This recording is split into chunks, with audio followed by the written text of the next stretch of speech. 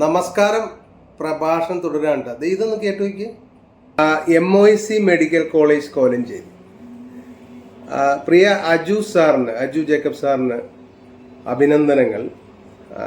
പുതിയ ചുമതല വളരെ നന്നായിട്ട് കൈകാര്യം ചെയ്യാൻ പറ്റട്ടെ എന്ന് ആശംസിക്കാം കേട്ടോ. അതോടൊപ്പം സാറിനോടൊരു കുറച്ച് കാര്യങ്ങളൊന്ന് എനിക്ക് പറയണമെന്ന് തോന്നി. ഒന്ന്, ഇന്നലെ ഞാൻ എൻ്റെ മദറിനെ കൊണ്ട് ENT പോയി. ENTയിൽ അവിടെ ചെന്നപ്പം ചെവിയുടെ ഒരു കാര്യം കാണിക്കാനാണ് പോയത്. അവിടെ ചെന്നപ്പം ഒരു പനി പോലെ ഫീൽ ചെയ്തു. അപ്പം ഞാൻ ENTയിലെ സിസ്റ്ററോട് പറഞ്ഞു, പനി നോക്കുന്ന ആ തെർമോമീറ്റർ ഒന്ന് വെച്ച് പനി നോക്കുന്നു. അപ്പം അവർ പറഞ്ഞു ഇവിടെ ഇല്ല, പനി നോക്കുന്ന തെർമോമീറ്റർ ഇവിടെ ഇല്ല. ഉടനെ അപ്പം ഞാൻ ഡോക്ടറെ അടുത്ത് കയറി, ENT ഡോക്ടറെ അടുത്ത് കയറി. അപ്പം മാമിനോട് ഞാൻ പറഞ്ഞു, മാം ഇതുപോലെ പനി ഉണ്ടെന്ന് തോന്നുന്നു, അപ്പം ഇവിടെ നോക്കൂ. ഞാൻ പറഞ്ഞു ഇവിടെ അതില്ല എന്നാണ് പറയുന്നത്. അപ്പം മാം തന്നെ ഒരു സ്ലിപ്പ് എഴുതി തന്നു മെഡിസിനിൽ നോക്കാൻ. ഞാൻ മെഡിസിനിൽ ചെന്നപ്പം അവർ പറഞ്ഞു ഇതുപോലെ മാം പറഞ്ഞു പനിയൊന്ന് നോക്കണം. അവർ ചോദിച്ചു എന്ത് ENTയിലില്ലേ? നമ്മൾ ENTയിലില്ല, അതുകൊണ്ടാണ് ഈ സ്ലിപ്പ് ഡോക്ടർ എഴുതി തന്നത്. ഉടനെ ENTയിൽ ഇവർ വിളിക്കണം, എന്താണ് മോനെ അവിടെ ഇതില്ലേ? അപ്പോൾ അവരെന്താ പറയുന്നുണ്ട്, കംപ്ലൈൻ്റ് ആണ്. അപ്പോൾ ഉടനെ എന്നോട് പറയുകയാണ് ഇവിടെ ഭയങ്കര തിരക്കാണ്, ഇത് എല്ലാം കൂടെ ഞങ്ങൾ എങ്ങനെയാണ് ചെയ്യണത്? എന്നോട് ആ ചാർട്ട് എടുത്തുകൊണ്ട് വരാൻ പറയാണ്. അതായത് ENT പോയി ചാർട്ട് എടുത്തിട്ട് ഞാനും എൻ്റെ അമ്മയും മാത്രമേ ഉള്ളൂ, ഒരു ബൈസ്റ്റാൻഡർ എന്നുള്ളതിൽ ഞാൻ മാത്രമേ ഉള്ളൂ. അപ്പം എന്നോട് ചാർട്ട് എടുത്തുകൊണ്ട് പോവാ, എന്നിട്ട് ഇവിടെ നോക്കാം എന്നൊക്കെ പറഞ്ഞു. ആദ്യമേ പറയട്ടെ, ENTയിൽ ഒരു തെർമോമീറ്റർ മേടിച്ചു കൊടുക്കുക. കാരണം ഇത്രയേറെ ഒരാളെ ബുദ്ധിമുട്ടിക്കുന്ന ഒരു സംഭവം എനിക്ക് ഒരുപാട് ഫീലായി. അപ്പോൾ ചിലപ്പോൾ അതായിരിക്കാം ഈ MOICയുടെ നിയമം അല്ലേ, അവിടെ ഇല്ലെങ്കിൽ ഇവിടെ. പക്ഷേ ഈ ഡോക്ടർ എഴുതുന്ന സ്ലിപ്പിന് പോലും വില കൽപ്പിക്കാത്ത ജനറൽ മെഡിസിനിലെ സ്റ്റാഫുകൾ. അപ്പോൾ നമ്മളെ എങ്ങനെ ബുദ്ധിമുട്ടിക്കാം എന്നോർത്തിരിക്കും. തിരക്കൊണ്ട് സമ്മതിച്ചു. എല്ലാവർക്കും അറിയാം, MOICയെ സംബന്ധിച്ചിടത്തോളം ഞാൻ ജനിച്ചത് പോലും അവിടെയാണ്, എനിക്കറിയാം.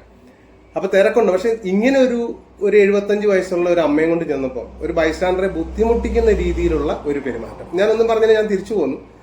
ഒരു തെർമോമീറ്റർ മേടിക്കുന്ന കാര്യമല്ലേ ഉള്ളൂ പുറത്തുനിന്ന്. അപ്പം നിങ്ങളുടെ നിയമം അതായിരിക്കാം കേട്ടോ. എന്നാലും ഇതൊന്ന് ഒരു തെർമോമീറ്റർ ഒന്ന് മേടിച്ചു കൊടുക്കാനായിട്ട് ശ്രമിക്കുക. അതുപോലെ തന്നെ ഈ ഇൻഷുറൻസിൻ്റെ കാര്യം, PROയിൽ 4 വർക്കിംഗ് ഡേയിൽ തരാവുന്ന പേപ്പറുകൾ, ചാർട്ടിൻ്റെ അങ്ങനെയുള്ള പേപ്പറുകൾ ഒരു 10 വർക്കിംഗ് ഡേ പോലും എടുക്കുന്നുണ്ട്. അജു സാറ് പ്രത്യേകം ശ്രദ്ധിക്കണം. കാരണം പാവപ്പെട്ട അല്ലെങ്കിൽ ആരെങ്കിലും ആയിക്കോട്ടെ, നമ്മൾ കൊടുക്കുന്ന പൈസ കൊടുത്ത് തീർന്നു, നിങ്ങളുടെ ബില്ല് എല്ലാം ക്ലിയർ ചെയ്യണം.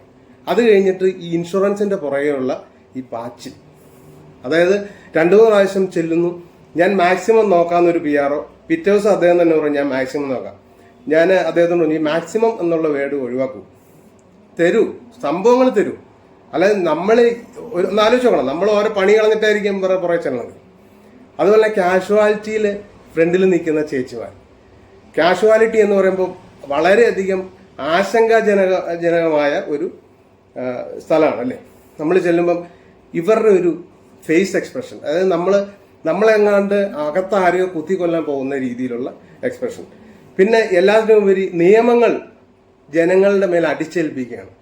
ആശുപത്രിക്കാരൊന്നും പറയാൻ പാടില്ല, 5 വർഷം തടവ്, 20 വർഷം തടവ്, 10 വർഷം മരിക്കുന്നു. അജി സാറിനോട് ഒരു കാര്യം പറയാനുള്ളൂ, ഇതെല്ലാം ഒന്ന് ഉടച്ചു വാർക്കുക.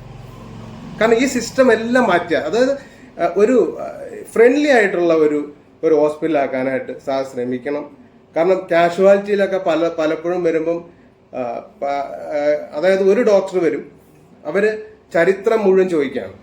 നല്ല നിങ്ങളുടെ നിയമമായിരിക്കും കേട്ടോ, അത് ഞാൻ സമ്മതിക്കുന്നു.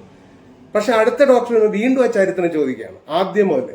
അതായത് ഈ പറഞ്ഞത് തന്നെ വീണ്ടും നമ്മൾ പറയേണ്ടതായിട്ട് വരികയാണ്. അപ്പം നമ്മളുടെ ഉള്ളിലുള്ള കാഷ്വാലിറ്റി ഞാൻ പറഞ്ഞല്ലോ വളരെ ടെൻഷൻ പിടിച്ചൊരു സ്ഥലമാണ്. അപ്പം നമ്മളെ ഉള്ളിലുള്ള ആ വിഷമങ്ങൾ ഇരിക്കുമ്പോൾ തന്നെ വീണ്ടും മറ്റേ ഡോക്ടർ, വീണ്ടും 3ാം ഡോക്ടർ, ഈ സെയിം ഡയലോഗാണ്. അപ്പോൾ ഫസ്റ്റ് ഡോക്ടർ ചോദിച്ചതിൻ്റെ റിസൾട്ട് അല്ലെങ്കിൽ അതിൻ്റെ ഡീറ്റെയിൽ മറ്റൊരാൾക്ക് പാസ് ചെയ്യുന്ന അങ്ങനെ ഒരു പ്രക്രിയ കൊണ്ടുവരാനായിട്ട് സാർ ശ്രമിക്കണം. സാറിന് എല്ലാവിധ ഭാവങ്ങളും നേരെയാണ്. മെഡിക്കൽ നമ്മളുടെ MOIC എന്ന് പറയുന്നത് നമ്മുടെ ലോക്കലായിട്ടും ഇടുക്കിന്ന് വരെ ആളുകൾ വരുന്ന ഒരു സ്ഥലമാണ് അല്ലേ. അപ്പോൾ തീർച്ചയായിട്ടും നല്ലൊരു പേരിലേക്ക് ഈ MOICയെ കൊണ്ടുപോകാൻ സാറ് ശ്രമിക്കും എന്ന് ഞാൻ ആഗ്രഹിക്കുകയാണ്.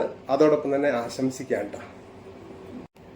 ഇതോടൊപ്പം ഈ വീഡിയോ ഒന്ന് ഷെയർ ചെയ്യണം കേട്ടോ. കാരണം ഈ സംസാരിക്കുന്നത് എനിക്ക് വേണ്ടിയല്ല, നാളെ നിങ്ങൾക്കും ഇതുപോലുള്ള അനുഭവങ്ങൾ ഉണ്ടാവാതിരിക്കട്ടെ. അതുപോലെ തന്നെ നിങ്ങൾക്കും വളരെ ശാന്തമായ ഒരു മെഡിക്കൽ സംവിധാനം, അങ്ങനെ ഒരു ട്രീറ്റ്മെൻറ്റ് നമ്മളുടെ MOIC മെഡിക്കലിൽ നിന്ന് കിട്ടട്ടെ.